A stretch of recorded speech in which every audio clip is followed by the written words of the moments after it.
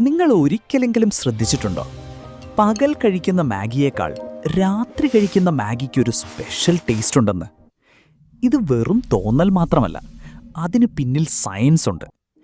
രാത്രിയാകുമ്പോൾ നമ്മുടെ ശരീരം തളർന്നിരിക്കാം. മസ്തിഷ്കം റിവാർഡ് തേടുന്ന സമയമാണത്.